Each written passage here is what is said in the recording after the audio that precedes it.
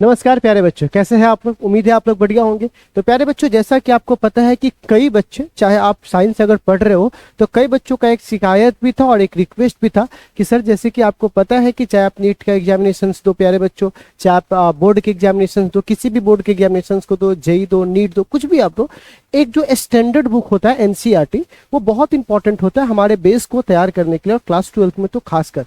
बस इसको क्या होता है, हम लोग क्या करते हैं, कई बार तो चैप्टर्स चल रहे होते हैं तो इतनी डिटेलिंग में के साथ समय नहीं होता, बहुत सारी चीजें एक साथ होती है तो नहीं कर पाते। इसी के लिए स्पेशल सीरीज को मैं अलग से लेकर आया हूं ताकि आप एनसीईआरटी के बहुत सारे क्वेश्चंस को बहुत ही आसान और बहुत ही सरल शब्दों में ही ना केवल समझ पाए, बल्कि ये सीरीज अलग इसलिए भी है कि अगर आप इसका सॉल्यूशन सिर्फ देखना चाहते हो, वो तो किताब में भी लिखा हुआ है कि हाँ ऐसे ऐसे सॉल्यूशंस होगा डेटा, लेकिन वो आखिर कहना क्या चाहता है, हर एक सवाल अपने आप में एक मोती की तरह जो बहुत सारे बातें आपसे कहना चाहता है। तो हजार से अच्छा है एक ही सवाल को बनाइए तो ढंग से बनाइए, उससे कई सारे पॉइंट्स को गेट कीजिए, आप लोग पॉइंट आउट करवाइए। इसी के लिए मैं यहाँ पे आया हूँ ताकि मैं हर फॉर्मूला, हर टॉपिक पे यूज होने वाले फॉर्मूला को डिस्क्राइब करूँ और उसके बाद उस क्वेश्चन की तरफ चलूँ, ताकि आपका फॉर्मूला, ऑब्जेक्टिव, सब्जेक्टिव सभी आपको एक क्वेश्चन के साथ बहुत सारा ब्रॉड आप नॉलेज को गेन कर पाए। तो चलिए प्यारे बच्चों, ज्यादा देर ना करते हुए आज हम लोग शुरू करते हैं एनसीईआरटी के। ज्यादा क्वेश्चंस नहीं, आज 1 से लेकर 4, हाँ केवल 4 ही क्वेश्चन करेंगे और इस क्वेश्चन में देखेंगे कि वो किस किस टॉपिक पे आधारित है और कैसे कैसे ये काम कर रहा है, और उसके बाद फिर हम लोग देखेंगे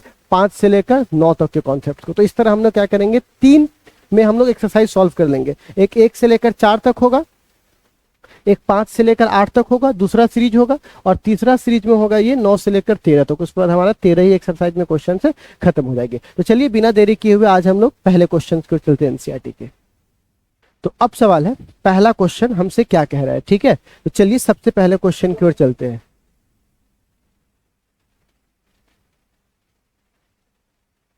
चलिए तो सबसे एक्सरसाइज के सबसे पहले क्वेश्चन की ओर चलते हैं। तो सबसे पहला क्वेश्चन हमसे कहता है, ठीक है ना, कहता है the storage battery of A car, ठीक है ना, एक कार के अंदर कोई बैटरी स्टोर है, ठीक है, उसकी ईएमएफ कितनी है, तो उसकी ईएमएफ है 12 वोल्ट, ठीक है। तो जो जो हमें क्वेश्चन में दिया होगा ना, पहले हम उसको लिख लेंगे, ठीक है। तो चलिए सबसे पहली बात, बैटरी की जो ईएमएफ है, क्वेश्चन नंबर 3.1, ठीक है, इसमें कहता है, सॉल्यूशन है कि हमें आपको ईएमएफ दी गई है कितना, 12 वोल्ट, ठीक है। अब ध्यान से देखिए, उसके बाद कह रहा है कि इंटरनल रेसिस्टेंस बैटरी का कितना है, 0.4 ओम। इंटरनल रेसिस्टेंस, एक बैटरी का इंटरनल रेसिस्टेंस कितना है, 0.4, और इंटरनल रेसिस्टेंस को डिनोट करते हैं आर से, और वो है 0.4 ओम, ठीक है, ये है। अब हमें क्वेश्चन में कह रहा है कि what is the maximum current, हमसे क्वेश्चन पूछ रहा है ये कि मैक्सिमम करंट की वैल्यू क्या होगी। तो हम यहां पर पहले लिखते हैं आई मैक्स इक्वल टू वाट, एकदम सिंपल। चलिए ठीक है, क्योंकि कई बार कई बच्चे फंस जाते हैं, तो मैं चाहता हूं कि सिंपल रहिए ताकि आपको चीजें बहुत आसानी से समझ में आ जाए, क्योंकि ये बेस तैयार कर रहा हूं, ठीक है आपका। तो फिर आप देखिएगा यहाँ पर, तो कह रहा है कि हाँ, तो वो कितना मैक्सिमम करंट होगा उस बैटरी के द्वारा। तो चलिए सबसे पहले मैं इसके आपको सवाल बाद में करवाऊंगा, पहले कॉन्सेप्ट सिखाता हूं, ठीक है, कि आखिर ये किस कॉन्सेप्ट पर बनेगा, ये नहीं कि फॉर्मूला रख के बना के फेंक दिए, ठीक है। सबसे पहले देखिए क्या हुआ कि बच्चे लोग, मान के चलो कि आपने एक बैटरी लगाया, ठीक है, कोई एक निप्पो बैटरी है, आपने लगा दिया है, ठीक। अब उस बैटरी का, ठीक है, और उस बैटरी से आपने एक बल्ब को जोड़ दिया, ठीक ठीक, एकदम बेसिक सी बात है कि एक बैटरी आपने लगाया और उस बैटरी से आपने बल्ब को जोड़ दिया, ठीक। तो जैसा कि आपको पता होगा, इस क्लास में, इस चैप्टर में आपने पढ़ा होगा कि प्यारे बच्चों, अगर कोई पोटेंशियल डिफरेंस, बैटरी के बीच के पोटेंशियल डिफरेंस को याद रखिएगा, सेल के बीच के पोटेंशियल डिफरेंस को पोटेंशियल डिफरेंस नहीं बोलते हैं, उसको ईएमएफ बोलते हैं, ठीक। तो बैटरी के पास ईएमएफ है ई। अब दूसरी, इसी ईएमएफ के वजह से ये इलेक्ट्रॉन को मोटिवेट करता है कि तुम आगे जाओ, ठीक है। तो इलेक्ट्रॉन आगे जा रहा है, लेकिन एक बात बताइए, फिर भी इलेक्ट्रॉन को बैटरी के द्वारा, देखिए इस पॉइंट से इस पॉइंट तक आएगा, तो इलेक्ट्रॉन को बैटरी के अंदर जो भी एटम्स होंगे वो भी तो इसको रोकेगा, मतलब जो प्रोड्यूस कर रहा है वो भी इसको रोकेगा, जिसको बोलते हैं इंटरनल रेसिस्टेंस। ये हमारा आंतरिक मामला है, इसके आंतरिक मामला है, ठीक है। अच्छा, और उसके बाद जब ये इसको रोकेगा, फिर जो बचेगा वो आगे भेजेगा, तो जब इसको भेजेगा तो यहां तक बल्ब तक पहुंचेगा, तो बल्ब के पास भी अपना प्रतिरोध होगा, तो उस प्रतिरोध को बोलेंगे बाहरी प्रतिरोध, एक्सटर्नल रेसिस्टेंस, ठीक है।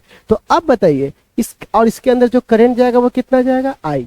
तो कहने का मतलब इसने कितना भेजा करंट आई, कुछ को खुद ने रोका और बाकी को किसने, इस बल्ब ने रोका। ठीक है, तो ये एक्सटर्नल रेसिस्टेंस हुआ, ये इंटरनल रेसिस्टेंस हुआ। तो आप बताइए वोल्टेज दोने वाला कौन है, ई है। तो हमने पढ़ा है ओम्स लॉ से, ओम्स लॉ से आपने पढ़ा है, ओम्स लॉ में पढ़े V बराबर IR। लेकिन आपको पता है ना बैटरी वाले केस में V को हम लोग E बोलते हैं। करंट तो खैर करंट ही है, लेकिन अब एक रेसिस्टेंस नहीं रहा, अब कितने रेसिस्टेंस हो गए, दो। एक जिसने सेल ने रोका और एक जो बाहर लगा हुआ है। तो हमारे पास दो रेसिस्टेंस हो जाएंगे, R प्लस R। इस दोनों को जोड़िएगा तो टोटल सर्किट का रेसिस्टेंस कितना हो जाएगा, R प्लस R। क्लियर। अब हमको निकालना है I के बारे में। तो क्या मैं यहाँ पे बोल सकता हूँ कि I बराबर ये हो जाएगा E बट्टे R प्लस R। ठीक है, तो I बराबर बोलिए E की वैल्यू कितनी दी गई, अच्छा ये वैल्यू बाद में देखा जाएगा। ठीक है, तो ये हमारे पास I की वैल्यू आ गई। लेकिन अगर हमको I क्या चाहिए, मैक्सिमम चाहिए, जो हमें क्वेश्चन में भी कह रहा है मैक्सिमम चाहिए, हमें अधिक से अधिक करंट चाहिए। तो बोलिएगा ठीक है, तो कम से कम रोकने वाला होना चाहिए। अगर अधिक से अधिक पैसा आपका बचना चाहिए, जाना चाहिए, तो खर्चा करने वाला भी कम होना चाहिए। तो वही बात यहाँ कहता है, अधिक से अधिक करंट जाना चाहिए, मतलब कि यहाँ पे रोकने वाला क्या होना चाहिए, कम होना चाहिए। तो प्यारे बच्चे, जब रोकने वाला कम होना चाहिए तो क्या आप इस रेसिस्टेंस को हटा सकते हैं, नहीं हटा सकते। क्यों नहीं हटा सकते, क्योंकि एक बात बताइए, बैटरी है तभी तो प्रोड्यूस हो रहा है। अब तुम उस प्रोडक्शन के, इसको खत्म करने के चक्कर में प्रोडक्शन के कारण ही खत्म कर दोगे तो कोई मतलब नहीं है। घर है तभी तो चूहा है, तो चूहा को मारने के लिए क्या हम घर में आग लगा देंगे, पूरा घर जल जाएगा, ना चूहे नहीं रहेगा ना घर रहेगा, तो फिर मतलब क्या हुआ उसका। तो कम से कम आप ये भी तो देखिए ना कि आप जब तक बैटरी है तब तक ये आर खत्म होने वाला नहीं है, और बैटरी है तभी तक तो करंट है। तो बैटरी का रहना एकदम जरूरी है, मतलब ये आर कभी भी जीरो होने वाला नहीं है। हाँ, लेकिन तुम इसमें से बल्ब को खोल के हटा सकते हो कि भैया बल्ब बत्ती बंद कर दे, बल्ब बत्ती खोल के निकाल ले, क्योंकि हमको करंट नहीं चाहिए इसमें। ठीक है, ये क्योंकि ये खा जाएगा करंट, तो क्या हमको चाहिए मैक्सिमम। तो कहने का मतलब यहाँ पे सिर्फ क्या रह जाएगा, ये वाला आर। तो आप बताइए, अगर आपसे मैं पूछूंगा कि आई का मैक्सिमम करंट चाहिए तो आप क्या बोलिएगा, EMF बट्टा आर प्लस आर, जहां पर ये जीरो हो जाएगा तो आई मैक्स का फॉर्मूला हो जाएगा प्यारे बच्चों E बट्टे आर हो जाएगा। अब हम लोगों को यहाँ पे क्वेश्चन कह रहा है कि हाँ, अब आप आइए सॉल्यूशन पर। ठीक है, तो ये सॉल्यूशन हमसे कह रहा है कि भैया हमको आई मैक्स निकाल के दिखाइए। तो आई मैक्स का फॉर्मूला हो जाएगा E की वैल्यू E बट्टे आर। तो आप बताइए क्वेश्चन में E की वैल्यू कितनी दी गई है, 12 वोल्ट, और बताइए R की वैल्यू कितनी है, 0.4। तो पॉइंट हटाएंगे तो यहाँ पे कितना कट जाएगा, 3। तो यहाँ पे हमारे पास हो जाएगा 30 एम्पियर। ठीक है, आई मैक्स। क्या इतना आंसर है आपके लिए, बिल्कुल होगा 30 एम्पियर। ठीक है, हो गया। तो बेटा अगर आपको कॉन्सेप्ट, ये चीज आप गायब कर दो और सीधे फॉर्मूला पर रख के बनाइए, फिर वही वाला हाल हो जाएगा। इसीलिए मैं आपको बोल रहा हूँ ये सीरीज इसलिए इंपॉर्टेंट है क्योंकि इसमें ना सिर्फ हम लोग फॉर्मूला की चर्चा करते हैं, बल्कि वो आया कैसे, कैसे उसका डिफाइन होगा और उसके बाद कैसे न्यूमेरिकल बनाया जाएगा। तो आपका कॉन्सेप्ट क्लियर है तो फिर न्यूमेरिकल कितना ईजी लग रहा है हमको, बहुत ईजी है। ठीक है, चलिए नेक्स्ट क्वेश्चन पे चलते हैं इसी तरह। तो हमारे पास पहला क्वेश्चन बन गए। दूसरा क्वेश्चन में कहता है, इसीलिए मैंने बोला था कि आज मैं 4 ही क्वेश्चन बनाऊं ताकि इसका सॉल्यूशन काफी बड़ा हो, तो उसके साथ हर उसके अंदर छोटी छोटी बातों को निकाल सके। ठीक, अब कहता है एक बैटरी है, ठीक है, जिसकी EMF कितनी है, 10 वोल्ट। एक बैटरी है जिसकी EMF कितनी है, 10 वोल्ट है। अब कह रहा है और उसकी इंटरनल रेसिस्टेंस कितनी है, 3 ओम है। क्लियर। तो चलिए मैं जरा से इस बात को लिख देता हूं। ठीक, एक बैटरी है, क्वेश्चन नंबर 2। ठीक है, मैं इसका रंग बदल देता हूं ताकि आपको सुविधा हो। Question number 3.2। तो एक बैटरी है जिसकी EMF, तो EMF को E से डिनोट करते हैं, कितनी है वो 10 है ना सर, 3 ओम है, सॉरी 10 वोल्ट इसका EMF है और 3 ओम रेसिस्टर है, तो 10 वोल्ट। और इसके बाद इसका कौन सा रेसिस्टेंस है, इंटरनल रेसिस्टेंस। तो इंटरनल रेसिस्टेंस को किससे डिनोट करते हैं, R से। कितना है, 3 ओम। अब क्वेश्चन में क्या कह रहा है, अब क्वेश्चन में कह रहा है कि इसको कनेक्ट किया गया है एक रेसिस्टर से। ठीक है, किससे कनेक्ट किया गया है, एक रेसिस्टर से। तो मान के चलिए इसको एक रेसिस्टर से कनेक्ट किया गया है, तो पक्की बात है ये एक बैटरी होगा जिसका E दिया है, R दिया हो और कनेक्ट किया है रेसिस्टर से। तो रेसिस्टर R की वैल्यू कितनी होगी, पता नहीं। जिससे कनेक्ट किया गया उसकी वैल्यू हमको दिया हुआ नहीं है, क्योंकि ये कह रहा है हमने कनेक्ट कर दिया, उसके बाद फुल स्टॉप लगा दिया, मतलब उसकी वैल्यू हमको दी गई नहीं है। अब कह रहा है कि यदि उस करंट जो है वो सर्किट से कितना जा रहा है, 0.5 एम्पियर, ये फिक्स कर दिया गया कि करंट जा रहा है। अब देखो आई की वैल्यू पहले हम निकाल रहे थे, अब हमको आई दे दिया हुआ है कि आई की वैल्यू है 0.5 एम्पियर। ठीक है, अब ये हमें कह रहा है कि अब बताइए what is the resistance of resistor. तो हमसे रसिस्टर की वैल्यू कितनी होगी, वही तो मैं यहां पे देख रहा हूं, रसिस्टर की वैल्यू क्या होगी, वही तो हमसे पूछ रहा है क्वेश्चन। और कह रहा है what is the terminal voltage, ठीक है ना, of battery when the circuit is close. ठीक है, अब देखिए कहिएगा सर अभी आपने बोला कि किसी, देखो बहुत छोटी छोटी बात है, एकदम ध्यान से समझना, बहुत छोटी छोटी गहराई वाली बात है, ठीक है, इसीलिए लोग एनसीईआरटी को वैल्यू करता है। वो हमसे पूछा कि बैटरी के टर्मिनल के बीच के पोटेंशियल डिफरेंस कितना है, वोल्टेज कितना है, यानी हमसे ये V की वैल्यू पूछा। तो अब आप एक सवाल पूछिएगा हमसे, सर आपने अभी तो कहा था कि सेल के दो सिरों के बीच के, दो इंड्स के बीच के पोटेंशियल डिफरेंस को हम लोग ईएमएफ कहते हैं। तो ये हमसे क्वेश्चन पूछा कि ठीक है, दो सेल के बीच के पोटेंशियल डिफरेंस कितना है, तो कहिएगा इसकी ईएमएफ दी गई है 10, तो 10 आंसर बोल दीजिए इसका। नहीं, ध्यान से आपने देखा होगा तो यहां एक शब्द लिखा हुआ है जिसको बोलते हैं क्लोज। ईएमएफ की परिभाषा जब मैं आपको पढ़ा रहा था उस समय आपके टीचर्स आपको जरूर बताते होंगे कि ईएमएफ हम तभी बोलेंगे किसी बैटरी का, सबसे पहली बात तो वो पोटेंशियल डिफरेंस होना चाहिए यानी वोल्टेज होनी चाहिए, दूसरा बैटरी की होनी चाहिए, तीसरा ओपन सर्किट के लिए होना चाहिए। ओपन सर्किट के लिए क्यों होना चाहिए, क्योंकि क्लोज सर्किट में वो अपनी एनर्जी खत्म कर लेगा, इसीलिए ओपन सर्किट के लिए होना चाहिए। और ये क्या बोल रहा है, क्लोज सर्किट। क्लोज बोला तो फिर ईएमएफ नहीं वोल्टेज बन जाएगा। क्लोज ओपन रहेगा तो वही पोटेंशियल डिफरेंस जो बैटरी का है वो कहलाएगा ईएमएफ। क्लोज होते वो क्या बन जाएगा, वोल्टेज, क्योंकि क्लोज होगा तो एनर्जी खत्म होगा, कुछ पूरा डिस्ट्रीब्यूशन चालू हो जाएगा, समझ रहे हो। तो पोटेंशियल डिफरेंस सेल का ओपन रहेगा तो क्या होगा, ईएमएफ, क्लोज हो जाएगा तो हो जाएगा टर्मिनल वोल्टेज। समझ में आ रहा है, ये कहानी मैंने आपको डिटेल उस समय क्लासिफाइड किया था। खैर अभी मैं आपको छोटी छोटी बातों पे थोड़ा सा चर्चा करवा देता हूं ताकि आपको दिक्कत ना हो। तो आप बताइए ऐसे हालात में सबसे पहले हमें आर चाहिए, तो आपको नहीं लग रहा है कि हमें ये वाला फॉर्मूला यूज करना चाहिए, क्योंकि अच्छी कॉन्सेप्ट मैंने अभी बताई है कि हाँ सर आई बराबर होगा ई बट्टे आर प्लस आर, जिससे मैं आर की वैल्यू निकाल लूंगा। क्लियर है। तो चलिए प्यारे बच्चों, अगर मैं इस फॉर्मूला को रखता हूं, ठीक है, क्योंकि कॉन्सेप्ट ऑलरेडी हो चुका है यहाँ पर, तो क्या मैं लिख सकता हूं आई बराबर ई बट्टा आर प्लस आर। बोलिए, तो अब बताइए तो प्यारे बच्चों, ये यहां से आई, ई की वैल्यू कितनी होगी, तो ये होगी 10, आर की वैल्यू पता नहीं, और इस आर की वैल्यू 3, और इस आई की वैल्यू कितनी थी 0.5 ना, तो इसको 1/2 लिख सकते हैं क्या, लिख सकते हैं। तो इधर क्या हो जाएगा r + 3 = 20। ठीक, तो r = कितना हो जाएगा 20 - 3, तो हमारे पास रेसिस्टेंस आ जाएगा 17 ओम। ठीक है, लीजिए मैंने आपको सबसे पहला का आंसर निकाल दिया कि हाँ भाई जो आर की वैल्यू वो कितनी है 17 है। ठीक है, अब हमको निकालिए भी। तो आपको पता है भी बराबर होता है आई आर टर्मिनल वोल्टेज में, टर्मिनल वोल्टेज, बैटरी की बात नहीं कर रहा हूं, टर्मिनल वोल्टेज। ठीक है, तो अब बताइए टर्मिनल वोल्टेज में भी बराबर आई आर, तो आई की वैल्यू कितनी है 1/2 और आर की वैल्यू कितनी है 17। तो जब आप इसको काटिएगा तो 8 दूनी 16, 8.5 वोल्ट। ठीक है, तो आप बताइए आपकी वोल्टेज की, टर्मिनल वोल्टेज कितनी आ गई 8.5 वोल्ट। क्लियर है। तो आप बताइए बैटरी के पास टोटल क्षमता कितनी थी 10 वोल्ट, जिसमें से बाकी कौन खाएगा, खुद, और कितना टर्मिनल देगा तो 8.5, खुद कितना खा गया 1.5, तभी तो 8.5 में 1.5 जुटेगा तो 10 हो जाएगा। बहुत बेसिक सा सवाल है, तो आप ये आराम से देख लीजिए इस सवाल को, एक ही कॉन्सेप्ट से दोनों सवाल बन गए। ठीक, कोई डाउट नहीं है एग्जैक्टली में। चलिए अब आगे बढ़ो तीसरे नंबर क्वेश्चन पे। तो चलिए तीसरा नंबर क्वेश्चन हमसे हमारा क्या कहना चाह रहा है उस चीज को भी हम लोग जरा सा देखते हैं। ठीक, तो तीसरा नंबर क्वेश्चन कहता है 3 रेसिस्टर से 1 ओम, 2 ओम एंड 3 ओम उसको कंबाइंड किए हैं सीरीज में। किसमें कंबाइंड किए, सीरीज में। तो आपको बताना है कि उसका कॉम्बिनेशन के बाद what is the total resistance. Total resistance 2 questions पूछा है, ए नंबर है बोल रहा है टोटल रेसिस्टेंस, और बाकी बी नंबर को हम थोड़ी देर के बाद देखते हैं। पहले ए देख लूं, ठीक है, किसमें जोड़ा है, सीरीज में। तो चलिए क्वेश्चन नंबर 3.3,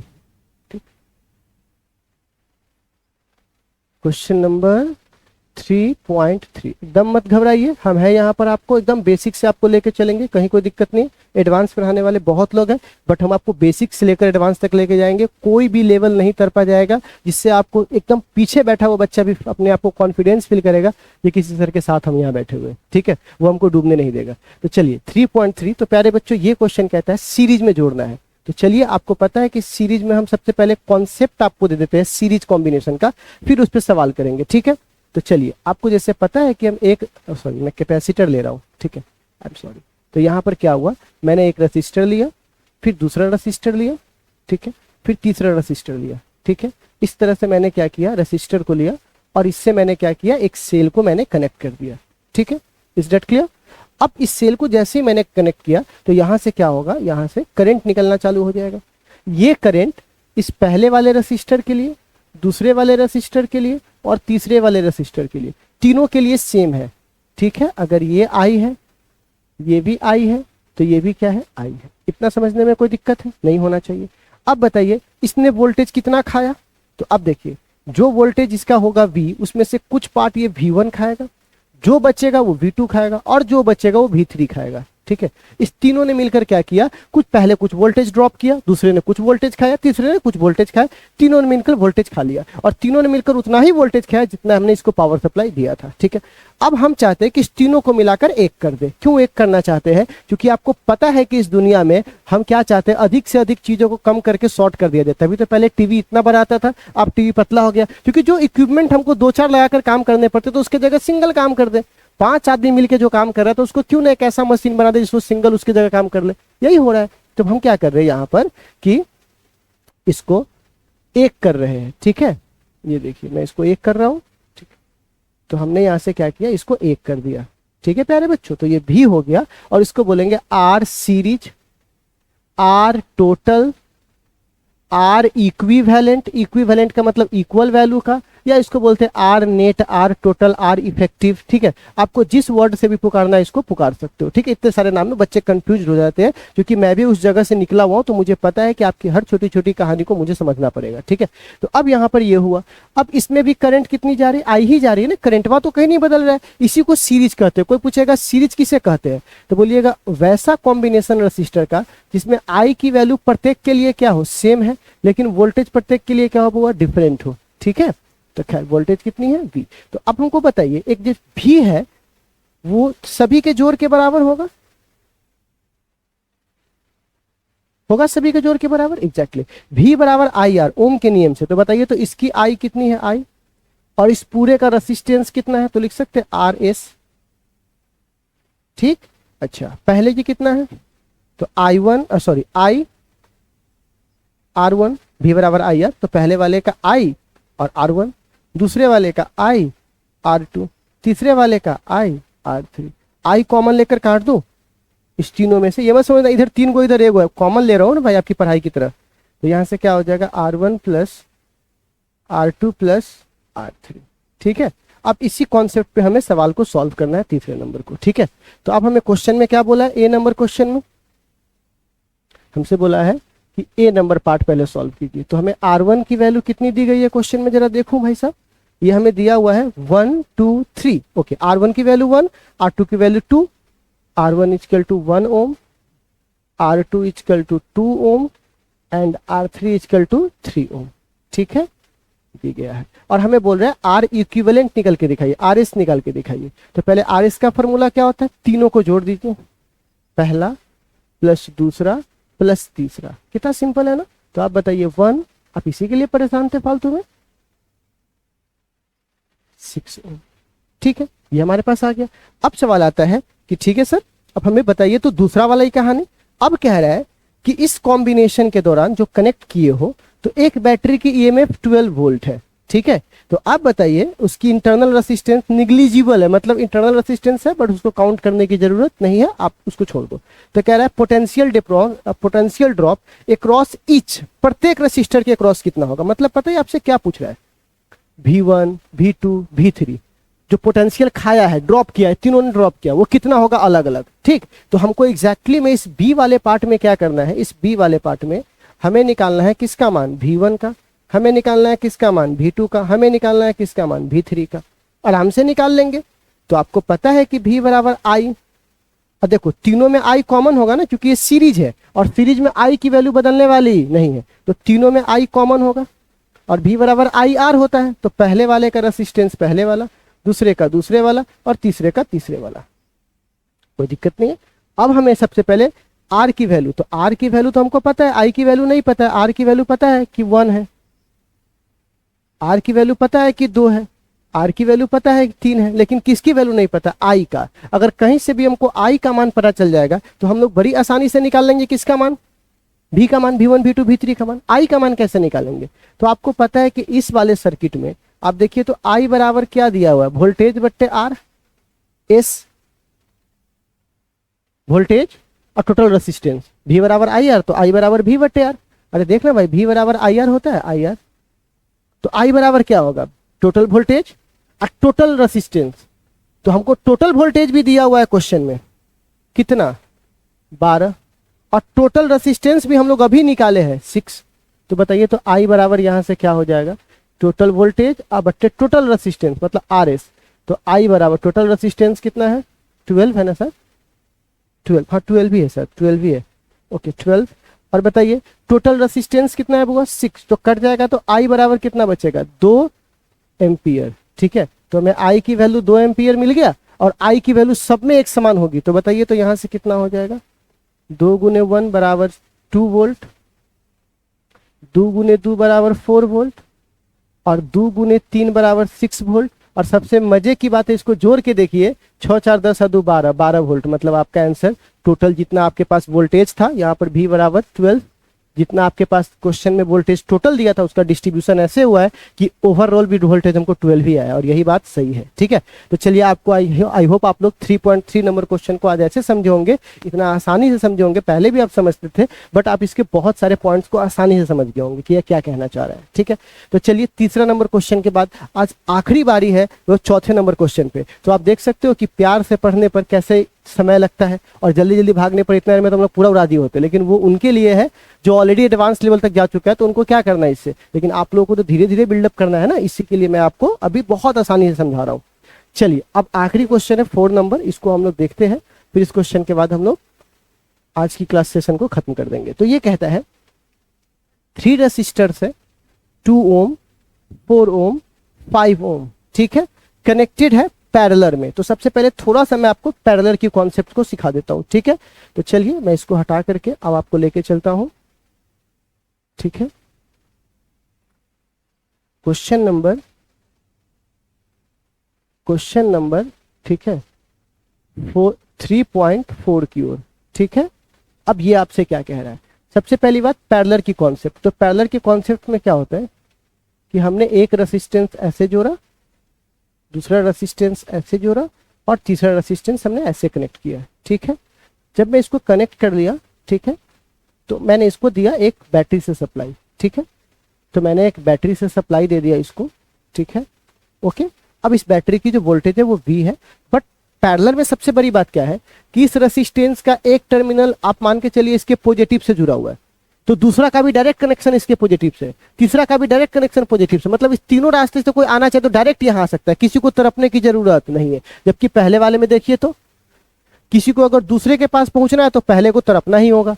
तो इसमें क्या है, ऐसा कुछ भी नहीं है, डायरेक्ट कनेक्शन है। तो जब इसका डायरेक्ट, तीनों का डायरेक्ट कनेक्शन इससे है और इस तीनों का डायरेक्ट कनेक्शन इससे है, तो बोल सकते हैं कि ये सब पॉजिटिव पॉजिटिव पॉजिटिव, ये सब नेगेटिव नेगेटिव नेगेटिव। तो जितनी वोल्टेज इसकी है उतनी वोल्टेज इसकी है, उतनी वोल्टेज इसकी है, तो वोल्टेज सबका एक समान हो गया। ठीक है प्यारे बच्चों, अब इसकी जो रेसिस्टेंस है वो हो जाएगी R1, resistance R2, resistance R3। ठीक, लेकिन जो करंट यहां से चला I, मैं चली देखो, हाँ I, अब इस I को हमने कितने भागों में तोड़ देंगे, 3 भागों में तोड़ देंगे।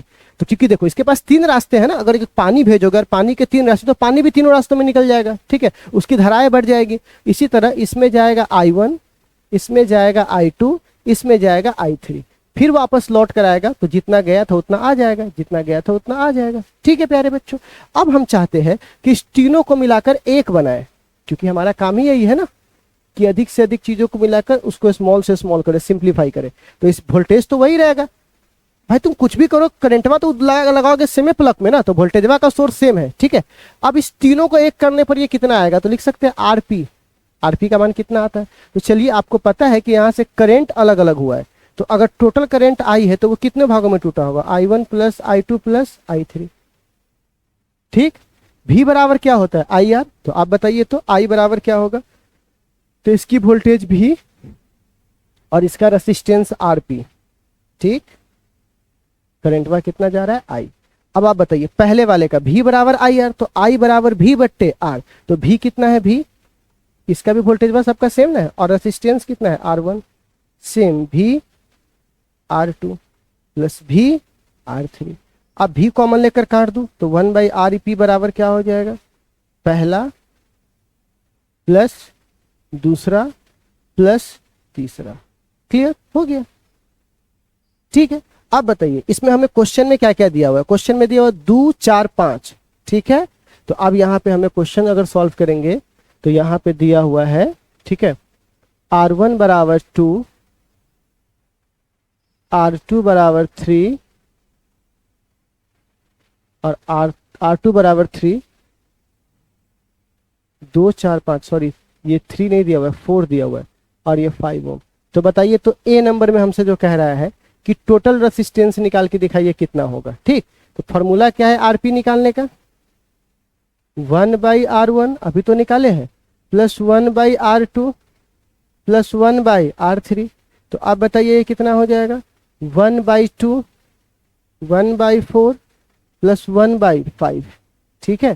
तो ये कितना हो जाएगा बुआ, 5 चौका 20, 10, 5 प्लस 4, ठीक। बट्टा पर का जोड़ करके देख लिए तो ये कितना हो जाएगा, 19/20। लेकिन ये 1/RP का मान है, इसको पलटा दीजिए, तो पलटा दीजिएगा तो RP हो जाएगा 20/19 ओम, ठीक है। ये हो जाएगा आरपी का मान। तो इतना हमने आरपी निकाल लिया। अब हमें क्वेश्चन में कह रहा है कि जब हम इसको कंबाइंड किए हैं 20 वोल्ट से, मतलब हमको ईएमएफ कितना दिया हुआ है बैटरी का, 20 वोल्ट, ठीक है। तो बी नंबर पार्ट में हमें ईएमएफ दे दिया हुआ है 20 वोल्ट, ठीक है। तो हमें क्वेश्चन में पूछ रहा है कि प्रत्येक में जाने वाले, इंटरनल रेसिस्टेंस निग्लिजिबल, मतलब छोटे वाले आर की चर्चा नहीं करना है, तो कह रहा है कि प्रत्येक रेसिस्टर में कितना करंट जाएगा, ठीक है। तो ये हमको चेक करना है, मतलब I1 I2 I3 चेक करना है। तो आप बताइए I1 I2 I3, तो यहाँ पे देखिए I1 I2 I3 का फॉर्मूला यहाँ पर क्या लिखवा है जरा देखिए तो। I1 का फॉर्मूला क्या है, तो I1 का फॉर्मूला है V/R1। अच्छा बताइए तो I2 का फॉर्मूला क्या है, तो V/R2।